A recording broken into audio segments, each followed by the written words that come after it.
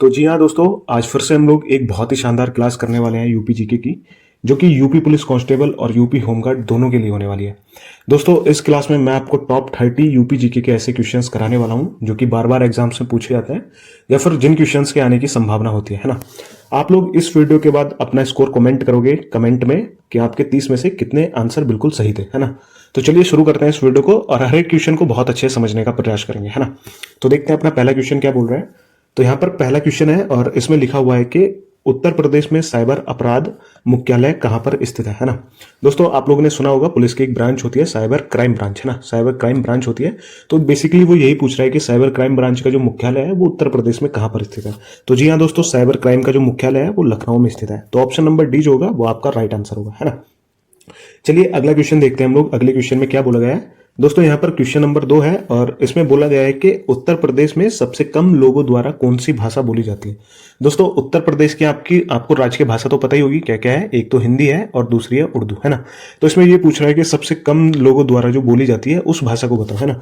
तो पहली भाषा हिंदी तो हो नहीं सकती क्योंकि ये तो हमारी राज्य की भाषा है और सबसे अधिक बोली जाती है ना, हिंदी और उर्दू। तो दोस्तों, इसका जो ऑप्शन नंबर आंसर होगा वो होगा ऑप्शन नंबर 3, संस्कृत भाषा उत्तर प्रदेश में सबसे कम लोगों द्वारा बोली जाती है ना। तो ऑप्शन नंबर 3 जो होगा वो आपका राइट आंसर होगा।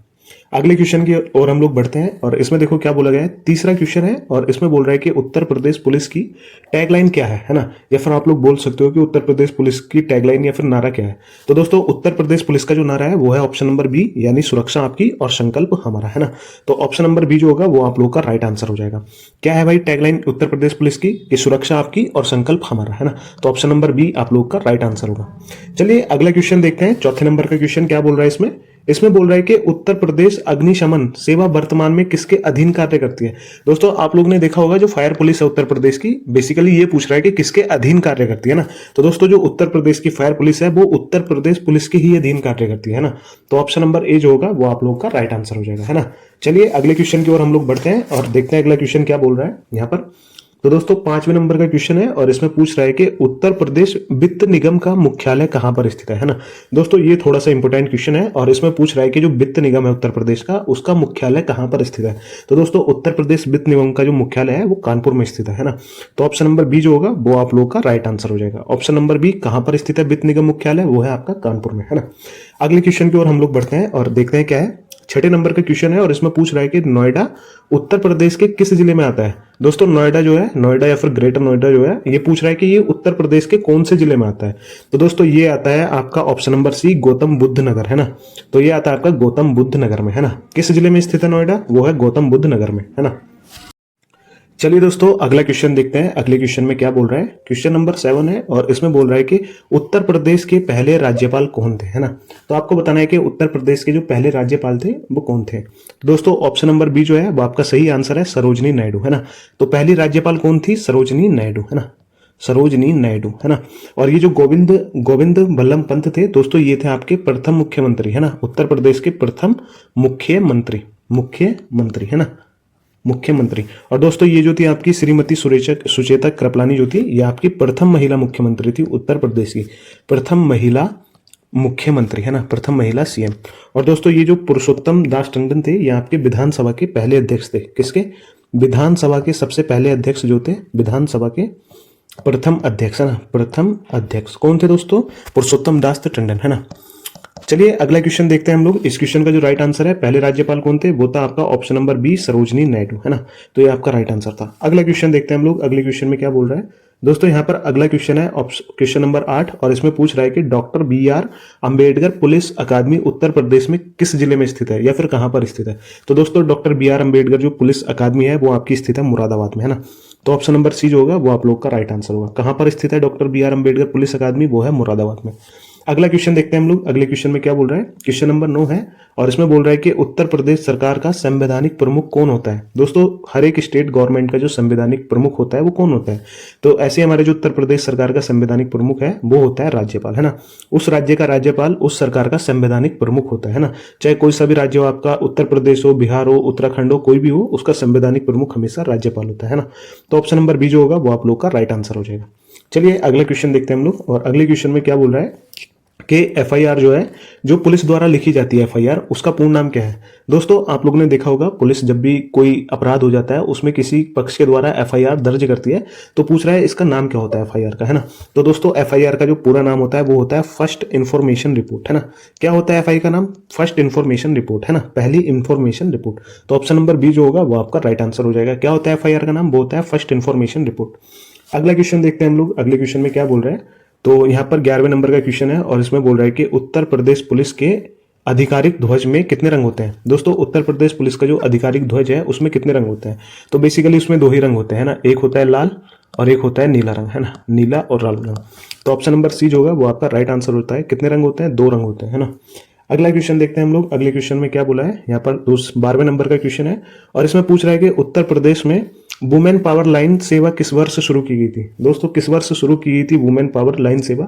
वो की गई थी आपकी सन 2012 में, है ना। सन 2012 में इस सेवा को शुरू किया गया था, वुमेन पावर लाइन को, है ना।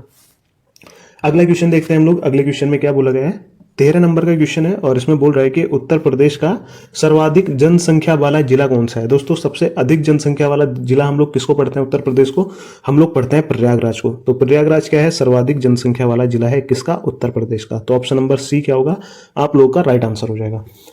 चलिए दोस्तों अगला क्वेश्चन देखते हैं हम लोग। अगले क्वेश्चन में क्या बोल रहा है, क्वेश्चन नंबर 14 है और इसमें बोल रहा है कि उत्तर प्रदेश का सर्वाधिक साक्षरता दर वाला जिला कौन सा है। दोस्तों साक्षरता दर वाला जिला कौन सा है उत्तर प्रदेश का? तो आपका आंसर होगा गौतम बुद्ध नगर, है ना, जिसमें नोएडा आता है हमारा, उसको बोलते हैं हम लोग सबसे अधिक साक्षरता वाला दर वाला जिला, है ना। तो कौन सा है भाई उत्तर प्रदेश का सर्वाधिक साक्षरता दर वाला जिला कौन सा है? गौतम बुद्ध नगर। तो ये आप लोग का क्या हो जाएगा? राइट आंसर हो जाएगा, है ना। चलिए अगला क्वेश्चन देखते हैं हम लोग। अगले क्वेश्चन में क्या बोल रहा है, 15वें नंबर का क्वेश्चन है और इसमें बोल रहा है कि महात्मा ज्योतिबा फुले रोहिलखंड विश्वविद्यालय कहां पर स्थित है। दोस्तों कहां पर स्थित है महात्मा रोहिलखंड फुले विश्वविद्यालय? तो ये स्थित है आपका बरेली में, है ना। यहीं से आप सबकी जो बीए वगैरह की मार्कशीट होती है वो यहीं से इशू होती है। तो ऑप्शन नंबर सी जो होगा वो आप लोग का राइट आंसर हो जाएगा, है ना। कहां पर स्थित है? बरेली में। अगला क्वेश्चन देखते हैं हम लोग। अगले क्वेश्चन में क्या बोला गया है, 16वें नंबर का क्वेश्चन है और इसमें बोल रहा है कि उत्तर प्रदेश में कौन सी जनजाति सबसे अधिक लोकप्रिय है ना, सबसे लोकप्रिय है, कौन सी जनजाति है? तो दोस्तों वो जनजाति है थारू जनजाति, है ना, जो कि सबसे अधिक लोकप्रिय है। कौन सी जनजाति है भाई? थारू जनजाति। तो ऑप्शन नंबर बी जो होगा वो आप लोग का राइट आंसर होगा, है ना। अगला क्वेश्चन देखते हैं हम लोग। अगले क्वेश्चन में क्या बोला है, 17वें नंबर का क्वेश्चन है और इसमें पूछ रहा है कि महाकुंभ मेला, है ना, कौन सा मेला भाई? महाकुंभ मेला कितने वर्ष पर आयोजित किया जाता है? तो दोस्तों महाकुंभ आयोजित होता है पूरे 12 वर्ष बाद, है ना। कब आयोजित होता है? पूरे 12 वर्ष बाद। तो आपका ऑप्शन नंबर बी जो होगा वो आपका राइट आंसर हो जाएगा। चलिए अगला क्वेश्चन देखते हैं हम लोग। अगले क्वेश्चन में क्या बोल रहा है, 18वें नंबर का क्वेश्चन है और इसमें बोल रहा है कि ध्रुपद मेला, कौन सा मेला भाई? ध्रुपद मेला किस शहर में आयोजित किया जाता है? तो दोस्तों किस शहर में आयोजित किया जाता है ध्रुपद मेला? तो ऑप्शन नंबर बी जो है वाराणसी, वो आपका राइट आंसर है ना। और मेरठ में भाई कौन सा किया जाता है? मेरठ में किया जाता है नौचंदी, है ना, नौचंदी मेला, है ना। तो ये भी बहुत इंपॉर्टेंट है, तो यहाँ पर आप लोग इसको अच्छे से देखना। ध्रुपद मेला कहाँ पर लगता है? वो लगता है वाराणसी में। और नौचंदी मेला जो होता है दोस्तों वो लगता है आपका मेरठ में, है ना। तो इस वाले क्वेश्चन का जो राइट आंसर होगा वो होगा आपका ऑप्शन नंबर बी यानी वाराणसी, है ना। चलिए अगले क्वेश्चन की ओर बढ़ते हैं और देखते हैं क्या बोल रहा है। 19वें नंबर का क्वेश्चन है और इसमें बोल रहा है कि उत्तर पूर्वी रेलवे का मुख्यालय कहाँ है। दोस्तों उत्तर पूर्वी रेलवे जो है उसका मुख्यालय कहाँ पर है? तो दोस्तों उत्तर पूर्वी रेलवे का मुख्यालय कहाँ पर है? वो है आपका गोरखपुर में, है ना। कहाँ पर है दोस्तों? गोरखपुर में। तो ऑप्शन नंबर बी जो होगा वो आपका राइट आंसर होगा। क्या होगा कि उत्तर पूर्वी जो रेलवे है उसका मुख्यालय कहाँ पर है? वो है आपका गोरखपुर में, है ना। तो ऑप्शन नंबर बी है आपका राइट आंसर।